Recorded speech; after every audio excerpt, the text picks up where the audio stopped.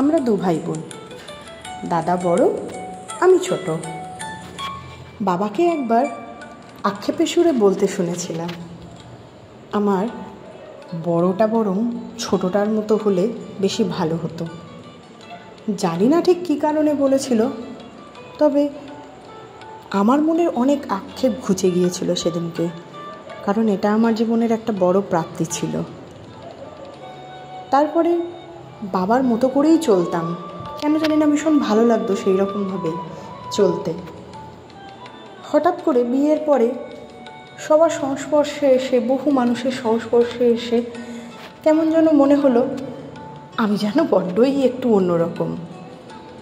তাই চেষ্টা করলাম একটু মেয়েসুলভ আচরণ করার, কিন্তু মেয়েসুলভ আচরণ করতে গিয়ে, সবাইকে খুশি করতে গিয়ে একটা সময় পরে দেখলাম আমি নিজেই ভীষণ হাঁপিয়ে উঠেছি। কারণ এটা তো আমার চরিত্র নয়, আমি তো এরকম নই, আমি তো একটু অন্যরকমই ছিলাম। একটা সময় পরে মনে হলো না, থাক, সবাইকে দেখে কোনো কিছু নয়, আমি যেমন ছিলাম, আমি যেমনভাবে তৈরি হয়েছি, আমি তেমনভাবেই ভালো আছি। তাহলে আমি সেরকমভাবেই আবার ফিরে যাই। আর সত্যি আমিতে ভীষণ খুশি। এখন মনে হয় কতটা ভুল ছিলাম। সত্যি একটা পরিবর্তন আমাদের মধ্যে সব সময় আসে, কারণ আমরা একটা পরিবর্তনের মাধ্যমে একটু অন্যরকম কিছু পেতে চাই, কিন্তু সেই অন্যরকম কিছু পেতে গিয়ে দেখি শেষ পর্যন্ত পাওয়া কিছুই হয় না। সবার মতো করে সবার কাছে ভালো হতে গিয়ে আসলেই কিন্তু ভালো আমরা কেউ হতে পারি না।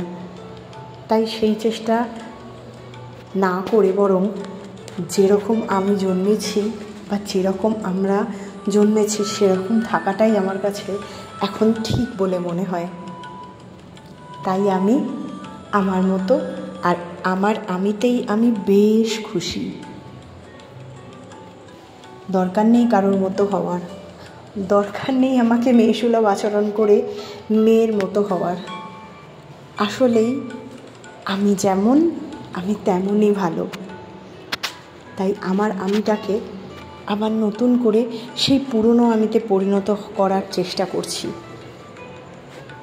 আশা করি সেই পুরনো আমিটাকে আমি আবার ফেরত পাবো।